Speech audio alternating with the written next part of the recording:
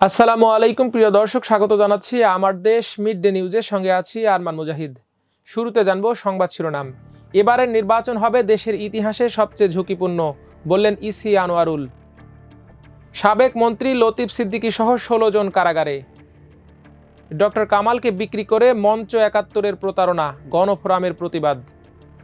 নির্বাচন না হলে জাতি ক্ষতিগ্রস্ত হবে, বললেন মির্জা ফখরুল। গুমে জড়িতদের শাস্তি দাবি জামায়াতের। ইমরান খানের নির্দেশে সংসদের ৪ স্থায়ী কমিটি থেকে পিটিআই চেয়ারম্যানের পদত্যাগ। আবারও বিধ্বস্ত F-16 যুদ্ধবিমান, প্রাণ গেল পাইলটের। গাজা নগরীতে ইসরায়েলের ভয়াবহ বোমাবর্ষণ, নিহত কমপক্ষে ৬১।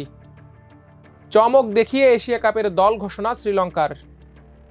দর্শক, এতক্ষণ শুনছিলেন সংবাদ শিরোনাম, এবার বিস্তারিত। ত্রয়োদশ জাতীয় সংসদ নির্বাচন হবে বাংলাদেশের ইতিহাসে সবচেয়ে ঝুঁকিপূর্ণ, এমন মন্তব্য করেছেন নির্বাচন কমিশনার আনোয়ারুল ইসলাম সরকার। শুক্রবার রাজধানীর আগারগাঁওয়ে নির্বাচনী প্রশিক্ষণ ইনস্টিটিউটে এ মন্তব্য করেন তিনি। ইসি আনোয়ারুল ইসলাম বলেন, ঘরে ফেরার আর কোনো পথ খোলা নেই। সুষ্ঠু নির্বাচন না হলে শুধু নির্বাচন কমিশন নয়, এর দায় নির্বাচনী কর্মকর্তাদেরও বহন করতে হবে।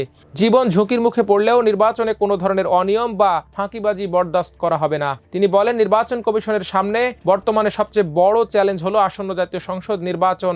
এই নির্বাচন সবচেয়ে ঝুঁকিপূর্ণ। তার মতে, সব ধরনের চ্যালেঞ্জ অতিক্রম করে সুষ্ঠু ও গ্রহণযোগ্য নির্বাচন আয়োজন করা ছাড়া আর কোনো বিকল্প নেই। আনোয়ারুল ইসলাম বলেন, নির্বাচনে কোনো প্রকার ফাঁকিবাজি বা কারসাজি বরদাস্ত করা হবে না। তিনি নির্বাচন কমিশন ও নির্বাচনের সাথে সংশ্লিষ্ট সবাইকে এই বিষয়ে সতর্ক থাকার আহ্বান জানান। অনুষ্ঠানে নির্বাচন কমিশনার আবুল ফজল মোহাম্মদ সানাউল্লাহ বলেন, এই নির্বাচনে প্রত্যাশার চেয়েও বেশি ভোটার অংশ নিতে পারেন। প্রবাসীরা উৎসাহের সঙ্গে ভোট দেওয়ার অপেক্ষায় রয়েছেন। এদিকে রাজধানীর শাহবাগ থানার সন্ত্রাস বিরোধী আইনের মামলায় সাবেক বস্ত্র ও পাট মন্ত্রী আব্দুল লতিফ সিদ্দিকী সহ ১৬ জনকে কারাগারে পাঠিয়েছে আদালত। শুক্রবার ঢাকা মেট্রোপলিটন ম্যাজিস্ট্রেট সারা ফারজানা হকের আদালত এ আদেশ দেন। এর আগে মামলার তদন্ত কর্মকর্তা ও শাহবাগ থানার উপপরিদর্শক তৌফিক হাসান তাদের কারাগারে রাখার আবেদন করেন। জামিন আবেদন করেন আসামি পক্ষের আইনজীবী। রাষ্ট্রপক্ষের অতিরিক্ত পাবলিক প্রসিকিউটর শামসুদ্দোহা সুমন জামিনের বিরোধিতা করেন। শুনানি শেষে জামিন নামঞ্জুর করে কারাগারে পাঠানোর আদেশ দেন বিচারক। শাহবাগ থানার এসআই আমিরুল ইসলাম মামলাটি দায়ের করেন। মামলার সূত্রে জানা গেছে, ২৮ আগস্ট বেলা ১১টার দিকে মামলার বাদী দেখতে পান বেশ কিছু লোকজন ঢাকা রিপোর্টার্স ইউনিটির অডিটোরিয়ামে কিছু লোককে ঘেরাও করে আওয়ামী ফ্যাসিস্ট বলে স্লোগান দিচ্ছে এবং আব্দুল লতিফ সিদ্দিকী বক্তব্য দিচ্ছেন।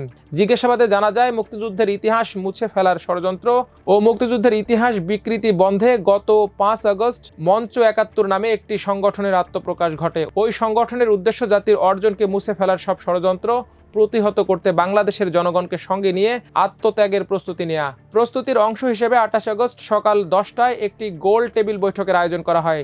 জিজ্ঞাসাবাদে আরও জানা যায়, গোল টেবিল বৈঠকে গ্রেপ্তার হওয়া আসামিরা সহ আরও ৭০-৮০ জন অংশ নেন। পরে পুলিশ তাদের হেফাজতে নেয়। এদিকে প্রবীণ আইনজীবী ও গণফোরামের প্রতিষ্ঠাতা ডক্টর মোহাম্মদ কামাল হোসেনের নাম বিক্রি করে মঞ্চ ৭১ নামের সংগঠনটির নেতারা জাতির সঙ্গে প্রতারণা করছেন বলে অভিযোগ উঠেছে। ডক্টর কামাল হোসেনের পরিবারের দাবি, তার সঙ্গে কথা না বলেই মুক্তিযোদ্ধাদের নামে হঠাৎ গজিয়ে ওঠা এ সংগঠনটি তাকে জড়িয়ে একের পর এক বিতর্কিত কর্মকাণ্ড চালিয়ে যাচ্ছে। তাদের এমন কর্মকাণ্ডের সঙ্গে ডক্টর কামাল হোসেনের দূরতম সম্পর্কও নেই। আর গণফোরাম জানিয়েছে, মঞ্চ ৭১ নামে যে সংগঠনটি ডক্টর কামাল হোসেনের নাম ব্যবহার করে জনমনে বিভ্রান্তি ছড়িয়েছে, তার সঙ্গে ডক্টর কামাল বা গণফোরামের কোনো সম্পৃক্ততা নেই। বৃহস্পতিবার ঢাকা রিপোর্টার্স ইউনিটি মিলনায়তনে সংবিধান ও মুক্তিযোদ্ধাদের সম্মান ক্ষুণ্ণ হচ্ছে এমন দাবি তুলে সভার আয়োজন করে মঞ্চ ৭১। এতে ডক্টর কামাল হোসেন প্রধান অতিথি হিসেবে উপস্থিত থাকবেন বলে ঘোষণা দেওয়া হয়। অনুষ্ঠানের ব্যানারেও প্রধান অতিথি হিসেবে ডক্টর কামাল হোসেনের নাম উল্লেখ করা হয়। তবে অনুষ্ঠানের আয়োজন করে আয়োজক জেড আই খান পান্না নিজেই আসেননি। এর আগে ছাত্র জনতার আন্দোলনের মুখে গত বছরের ৫ আগস্ট দেশ ছেড়ে পালিয়ে ভারতে আশ্রয় নেন ফ্যাসিস্ট শেখ হাসিনা। এর দুদিন আগে ৩ আগস্ট রাজধানীর মোহাম্মদপুরে মুক্তিযোদ্ধাদের ব্যানারে সমাবেশ করে ছাত্র জনতাকে দমাতে হাসিনার কাছে অস্ত্র চেয়েছিলেন এসব ব্যক্তি। ওই দিনের সংবাদ মাধ্যমে এমন খবর গুরুত্বের সঙ্গে প্রকাশ করা হয়। ওই সমাবেশের আয়োজকরাই এখন মঞ্চ ৭১ নামের সংগঠনের পেছনের কারিগর। ২৮ আগস্ট রাতে গণমাধ্যমে পাঠানো এক সংবাদ বিজ্ঞপ্তিতে বলা হয়েছে, মঞ্চ ৭১ নামে একটি সংগঠন তাদের ঢাকা রিপোর্টার্স ইউনিটি মিলনায়তনের সেমিনারের ব্যানারে অনুমতি ছাড়া গণফোরামের প্রতিষ্ঠাতা ও ইমেরিটাস সভাপতি ডক্টর কামাল হোসেনের নাম ব্যবহার করায় গণফোরামের কেন্দ্রীয় সভাপতি ও সিনিয়র আইনজীবী সুব্রত চৌধুরী ও সাধারণ সম্পাদক ডক্টর মিজানুর রহমান প্রতিবাদ জানিয়েছেন। বিজ্ঞপ্তিতে আরও বলা হয়েছে, গণফোরামের নেতৃবৃন্দ মঞ্চ ৭১ নামে যে সংগঠন ডক্টর কামাল হোসেনের নাম ব্যবহার করে জনমনে বিভ্রান্তি ছড়িয়েছে তার সাথে ডক্টর কামাল হোসেন বা গণফোরামের কোনো সম্পৃক্ততা নেই। এদিকে ঘোষণা অনুযায়ী নির্বাচন হবে উল্লেখ করে বিএনপি মহাসচিব মির্জা ফখরুল ইসলাম আলমগীর বলেছেন, এর বিকল্প নেই, নির্বাচন না হলে জাতি ক্ষতিগ্রস্ত হবে। ফ্যাসিবাদ ফেরাতে বিদেশেও কাজ হচ্ছে। সকালে জাতীয় প্রেস ক্লাবে প্রকাশনা অনুষ্ঠানে যোগ দিয়ে তিনি সব কথা বলেন। নেতাকর্মীদের উদ্দেশ্যে মির্জা ফখরুল বলেন, মনে করবেন না ক্ষমতায় চলে এসেছেন, আপনারা ক্ষমতার কাছেও আসেননি, অনেক চক্রান্ত হচ্ছে, ষড়যন্ত্র আছে, ভালো কাজ দিয়ে জনগণের কাছে যেতে হবে। তিনি উল্লেখ করেন, রাজনৈতিক মতভেদ থাকা স্বাভাবিক, তবে বর্তমানে মানুষ বিভ্রান্তিতে পড়েছে এবং নির্বাচন নিয়ে শঙ্কা রয়েছে। বিএনপি মহাসচিব আরও জানান, অবাধ, সুষ্ঠু ও নিরপেক্ষ নির্বাচনের মধ্য দিয়ে কাঙ্ক্ষিত রাষ্ট্র ব্যবস্থায় যাওয়ার সুযোগ রয়েছে। বিএনপি প্রথম থেকেই সংস্কারের কথা বলেছে। জিয়াউর রহমানের বহুদলীয় গণতন্ত্র ও গণমাধ্যমের স্বাধীনতা এনেছিলেন এবং খালেদা জিয়া সংসদীয় গণতন্ত্র এনেছেন। মির্জা ফখরুল অভিযোগ করে বলেন, কিছু রাজনৈতিক দল মিথ্যা প্রচারণা করে বিএনপিকে হেয় প্রতিপন্ন করতে চায়। বিএনপিকে কেউ খারাপ বলতে পারে, এমন কাজ করে এটি কাউকে বলার সুযোগ দেওয়া যাবে না। এদিকে গুম হওয়া ব্যক্তিদের দ্রুত খুঁজে বের করে তাদের পরিবার পরিজনের কাছে ফিরিয়ে দেওয়ার এবং গুমের মতো জঘন্য অপরাধে জড়িতদের আইনের আওতায় এনে দৃষ্টান্তমূলক শাস্তির দাবি জানিয়েছে বাংলাদেশ জামায়াত ইসলামী। 30 আগস্ট আন্তর্জাতিক গুম দিবস উপলক্ষে শুক্রবার গণমাধ্যমে পাঠানো এক বিবৃতিতে দলটির সেক্রেটারি জেনারেল সাবেক এমপি অধ্যাপক মিয়া গোলাম পরোয়ার এই দাবি জানান। বিবৃতিতে তিনি বলেন, 2011 সাল থেকে প্রতি বছর বিশ্বব্যাপী 30 আগস্ট আন্তর্জাতিক গুম দিবস হিসেবে পালিত হয়ে আসছে। এদিনে আমরা গুমের শিকার ব্যক্তিদের গভীর শ্রদ্ধার সাথে স্মরণ করছি এবং তাদের পরিবার পরিজনের প্রতি আন্তরিক সহমর্মিতা জানাচ্ছি। প্রিয়জন হারানোর বেদনা কত যে কঠিন তা ভুক্তভোগী ছাড়া অন্য কারো পক্ষে অনুধাবন করা সম্ভব নয়। গুমের শিকার পরিবারের অনেকেই প্রিয়জনের খোঁজ না পেয়ে অনেক পরিবার ধ্বংসের মুখে পড়েছে। দীর্ঘদিন গুম থাকার পর তাদের ভাগ্যে কি ঘটেছে তা আজও অজানা। গোলাম পরোয়ার আরও বলেন, বর্তমান সভ্য পৃথিবীতে আজও বিশ্বের বিভিন্ন দেশে স্বৈরশাসকদের রোষানলে পড়ে অসংখ্য মানুষ গুম হচ্ছেন। বাংলাদেশও এর ব্যতিক্রম নয়। জাতীয় ও আন্তর্জাতিক বিভিন্ন মানবাধিকার সংস্থার তথ্য অনুযায়ী ফ্যাসিস্ট শেখ হাসিনার শাসনামলে বছরের পর বছর এভাবে কাউকে গুম করে রাখা শুধু অন্যায় নয়, মানবাধিকার ও আন্তর্জাতিক আইনেরও চরম লঙ্ঘন।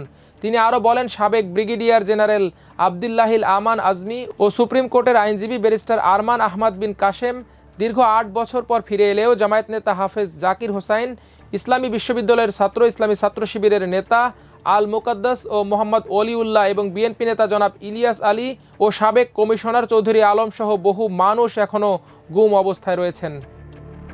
এদিকে পাকিস্তানের রাজনীতিতে নতুন মোড় এসেছে। পাকিস্তান তেহরিকে ইনসাফ পিটিআই এর চেয়ারম্যান ব্যারিস্টার গওহর আলী খান বৃহস্পতিবার জাতীয় পরিষদের 4টি স্থায়ী কমিটি থেকে পদত্যাগ করেছেন। দলটির প্রতিষ্ঠাতা ইমরান খানের নির্দেশে তিনি এ সিদ্ধান্ত নেন।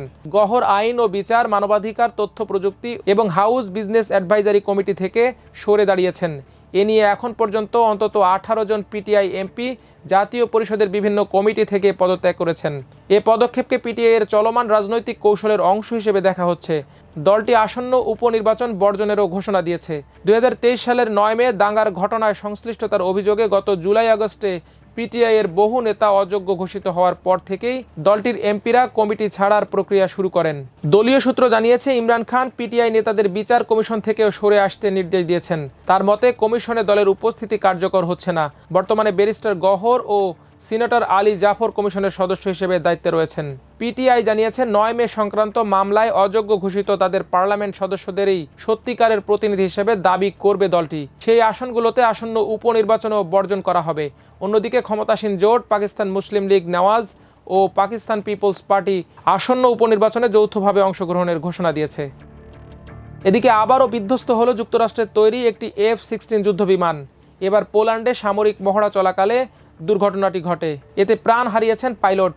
বিষয়টি নিশ্চিত করেছেন পোল্যান্ডের সশস্ত্র বাহিনী। বৃহস্পতিবার পোল্যান্ডের পশ্চিমাঞ্চলীয় একটি বিমান ঘাঁটিতে দুর্ঘটনাটি ঘটে। এক প্রতিবেদনে এ তথ্য জানিয়েছে বার্তা সংস্থা রয়টার্স। প্রকাশিত ভিডিওতে দেখা যায়, আকাশে থাকা অবস্থায় হঠাৎ করেই দ্রুত নিচের দিকে নামতে থাকে যুদ্ধবিমানটি। এক পর্যায়ে সেটি মাটিতে আছড়ে পড়ে। মুহূর্তেই আগুন ধরে যায় ফাইটার জেটটিতে। এ ঘটনায় কোনো পথচারী আহত হয়নি বলে জানা গেছে। গুরুত্বপূর্ণ ন্যাটো মিত্র হওয়ায় যুক্তরাষ্ট্রের কাছ থেকে 2003 সালে F-16 মডেলের যুদ্ধবিমানটি কেনে পোল্যান্ড। এদিকে ফিলিস্তিনের অবরুদ্ধ গাজা উপত্যকায় বিভিন্ন স্থানে ইসরায়েলি হামলায় একদিনে আরও 61 ফিলিস্তিনি নিহত হয়েছেন। এদিন গাজায় মানবিক সহায়তা নিতে গিয়ে প্রাণ হারিয়েছেন 19 জন।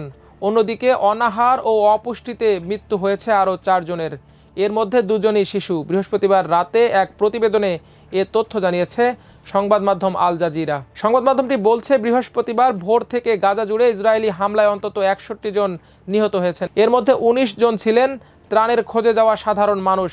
বাসিন্দারা জানিয়েছেন, গাজার রাজধানী নগরীর পূর্ব ও পশ্চিমাঞ্চলে তীব্র বোমা বর্ষণ চালানো হয়েছে।